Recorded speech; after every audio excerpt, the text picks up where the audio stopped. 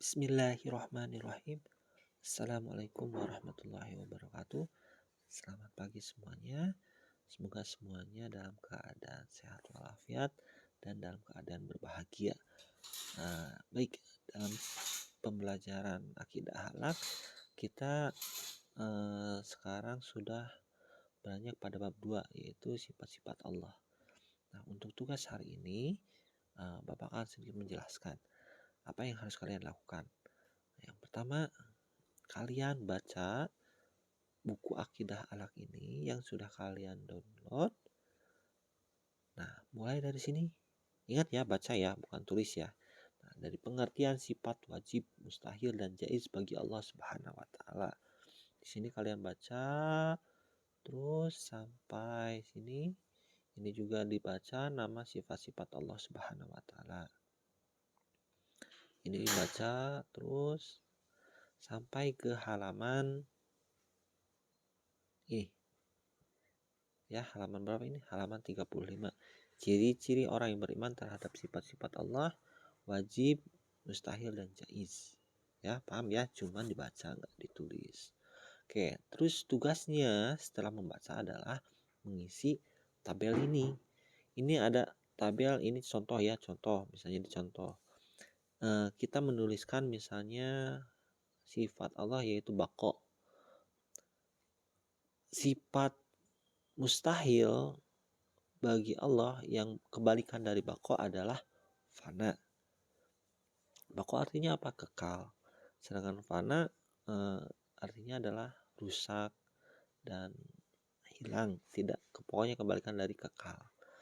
Nah, di sini ada tulisan bukti atau fenomena hasil pengamatan penalaran. Nah, silakan kalian amati di sekitar kalian. Apa sih yang menjadi pembenar dari sifat Allah itu baqo? Misalnya gini, kita melihat semua yang ada di dunia ini atau semua yang pernah kita lihat, semuanya pasti akan rusak. Gak bakalan barang itu misalnya kekal. Misalnya kita melihat sebuah gunung yang begitu besar, bisa gak sih gunung itu misalnya hilang atau rusak? Bisa, karena dia tidak mempunyai sifat baqo. Kemudian misalnya ada seorang yang misalnya dia itu artis yang sangat terkenal, apakah dia mempunyai sifat baqo?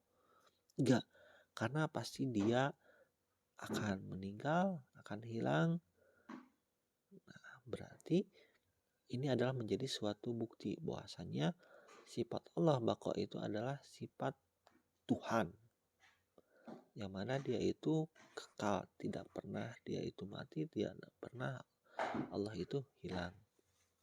Nah, kemudian bagaimana sih kalau misalnya orang yang mengimani sifat baqo tersebut? Di sini contohnya, tidak sombong jika mendapatkan sesuatu. Kalau misalnya seorang menganggap bahwasannya dirinya itu bakalan hidup selamanya, terus barang-barangnya itu bakalan dia pegang selamanya, berarti dia tidak mengingat atau tidak mengenal sifat wajib Allah yaitu baqo. Bahwasanya yang mempunyai sifat baqo itu hanyalah Allah Subhanahu wa taala.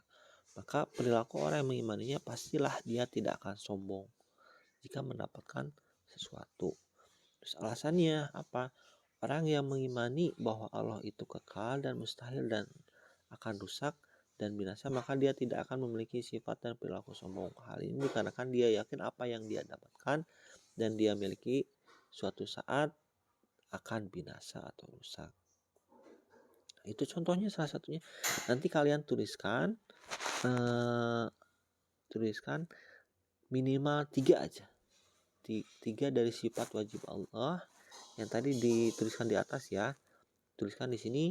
Misalnya kalian tuliskan sami'an. Sifat Allah yang sami'an, kemudian sifat mustahilnya apa? Kemudian kalian tuliskan di sini. Kan sami'an itu artinya yang maha mendengar. Ini bukti fenomena hasil pengamatan dan penalaran. Kalian tuliskan misalnya ya di sini, misal sami'an itu adalah maha mendengar. Kita bisa mendengar tapi tidak maha mendengar.